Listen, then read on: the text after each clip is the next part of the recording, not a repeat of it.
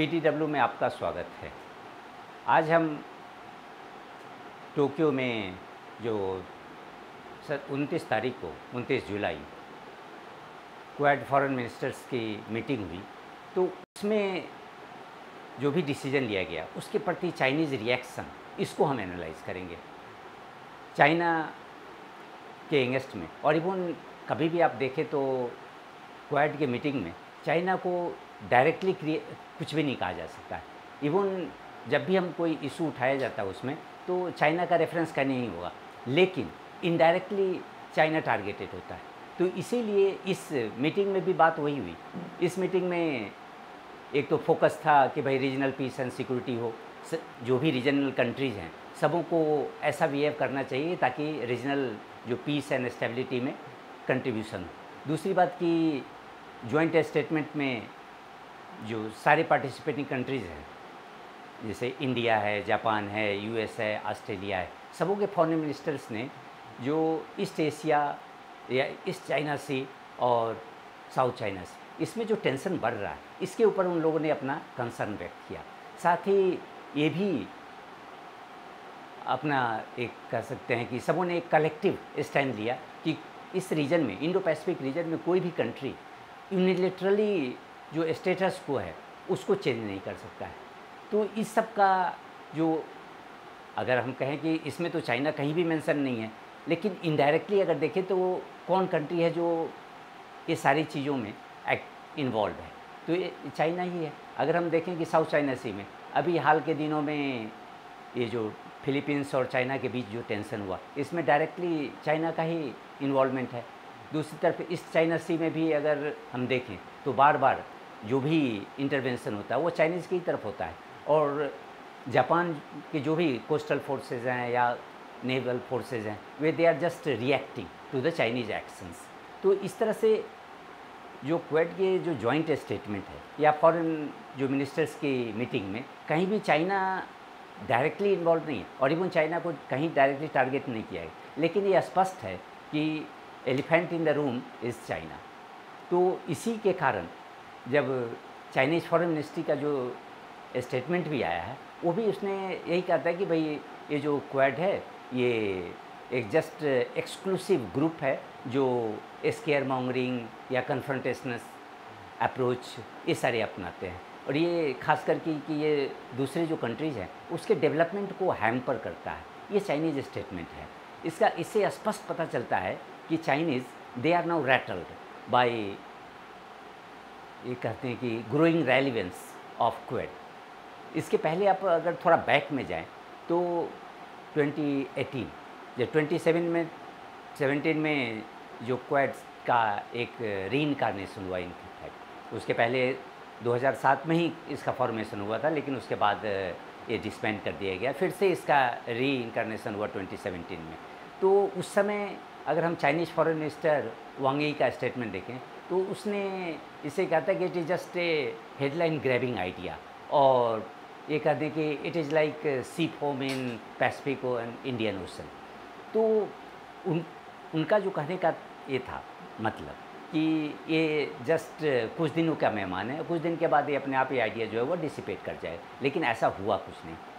अगर हम देखें तो दिन ब दिन ये it is going from eastern to western instead of disappearing, और इसके कारण अब न केवल चाइनीज़ जो एस्टेब्लिशमेंट है उसमें परेशानी बढ़ गई है, बल्कि जो चाइनीज़ स्ट्रेटजिक कम्युनिटी है वहाँ भी परेशानी बढ़ी। वो लोग भी काफ़ी चिंतित हैं इसके जो ग्रेजुअल स्ट्रेंथनिंग है, और ये न केवल क्वाड, इसके अलावे भी अगर हम देखें तो बहुत सारे जो इसलिए कि क्वाड का जो मिलिट्री ऑर्गेनाइजेशन के तौर पर नहीं है, इसका कोई भी सिक्योरिटी डायमेंशन नहीं है। इसका जो मेन फोकस है वो अभी भी पॉलिटिकल एंड डेवलपमेंटल एंगल्स पे है। तो डायरेक्टली अगर टारगेट भी करते हैं तो इसमें वो जो चाइनीज़ स्टेटमेंट है वो दैट डजंट मेक सेंस। लेकिन अगर हम इसके साथ साथ देखें तो यूएस ने ऑकस बनाया, ऑकस में जो एकदम डायरेक्ट उसका इम्प्लीकेशन है टू अ मिलिट्री डायमेंशन, और they are just going to tackle the Chinese threat in Indo Pacific region. तो ऑकस में यूएस, यूके और ऑस्ट्रेलिया इन्वॉल्व है। दूसरी तरफ एक स्क्वाड, एक न्यू जो मिलिट्री ऑर्गेनाइजेशन वो बना, तो उसमें है कि भाई जापान है, यूएस है, फिलीपींस है, इसी तरह बहुत सारे जो मिनीलेटरल ग्रुपिंग है apart from the bilateral grouping. जैसे आप अगर इंडिया ही को ले तो इंडिया यूएस जो बायलैटरल अरेंजमेंट है डिफेंस कॉपरेशन, इंडिया जापान है, इंडिया ऑस्ट्रेलिया है, ये जो बायलैटरल लेवल पर बहुत सारे एक्टिविटीज़ में न केवल अपना डिफेंस कॉपरेशन को स्ट्रेंथन कर रहा है, इसके अलावा भी ये नेवल एक्सरसाइजेज है, एयर एक्सरसाइजेज हैं, ये सारे एक्टिविटी चल रही है।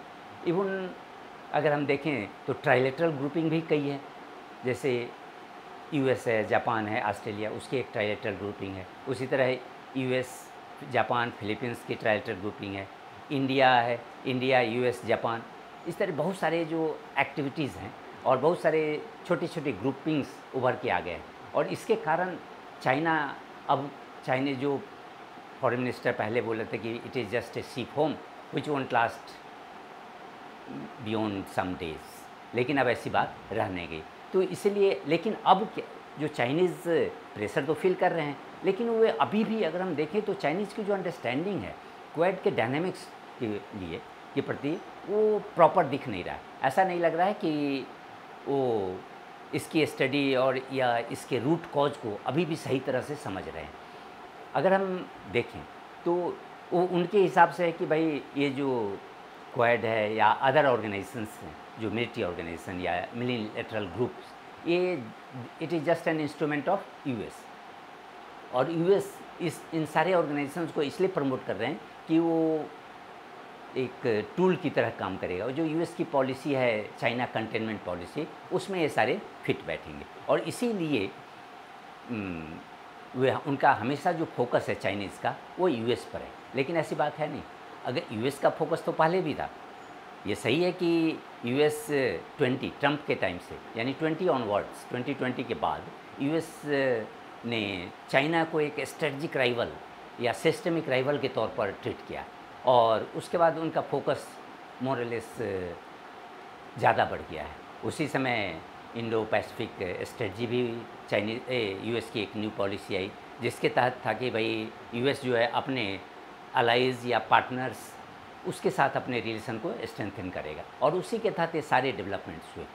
लेकिन अगर हम देखें तो ऐसा नहीं है, उस समय से कई सारे डेवलपमेंट्स हुए। और इवन अगर आप इंडियन अप्रोच को देखें क्वाड के प्रति, तो इंडिया कभी भी इस फेवर में नहीं रहा है कि वो खुल के ये चाइना के विरुद्ध, इसलिए कि अदर जो कंट्रीज हैं क्वाड के, चाहे वो यूएस हो या जापान हो, ऑस्ट्रेलिया हो, उनका डायरेक्ट बॉर्डर नहीं है चाइना के साथ। इंडिया एकमात्र कंट्री है जिसका बॉर्डर कन्फ्रंटेशन और इवन बॉर्डर डिस्प्यूट चाइना के साथ है। इसलिए इंडिया कभी भी ये नहीं चाहती थी कि हम ऐसा कोई प्रोवोकेटिव स्टेप ले जो चाइना को प्रोवोक करे।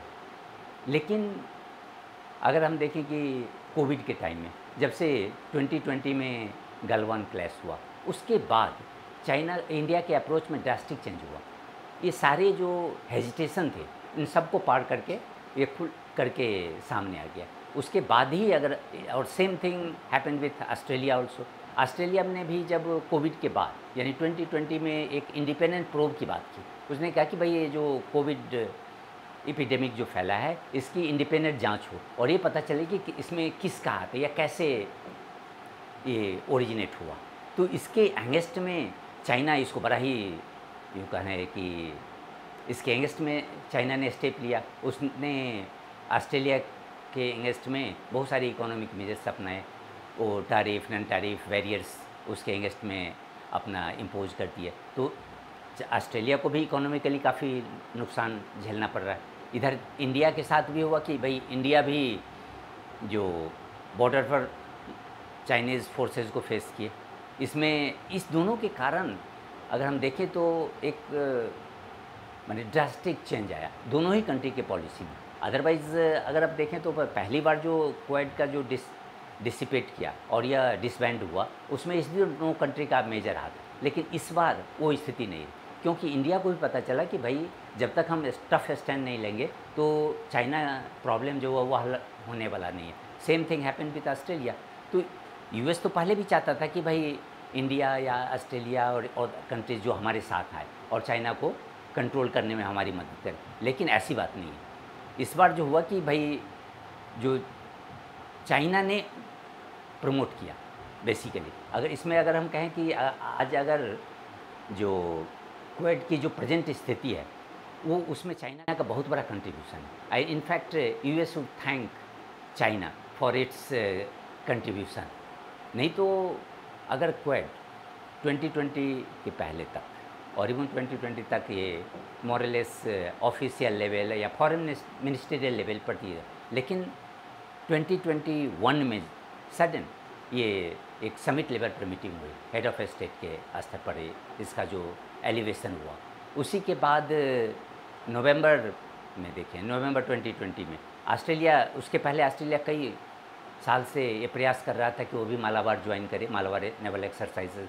यूएस का भी प्रेशर था, लेकिन इंडिया नहीं चाहती थी कि भाई ऑस्ट्रेलिया है, क्योंकि उसे लगता था कि ऑस्ट्रेलिया अगर जैसे ही ज्वाइन करेगा तो फिर चाइना की तरफ से एक प्रोटेस्ट आएगा कि भाई it is just a gang up of all this countries against China, तो इसको वे अवॉइड करती थी। लेकिन 2020 के क्लैश के बाद इंडिया ने ओपनली ऑस्ट्रेलिया को इनवाइट किया मालाबार एक्सरसाइज के तौर पर। तो इसलिए चाइना को ये देखना चाहिए कि ये नहीं है कि केवल यूएस की जो एंटी चाइना पॉलिसी है या कंटेनमेंट पॉलिसी है उसके कारण ये सारे प्रॉब्लम उभर के आए।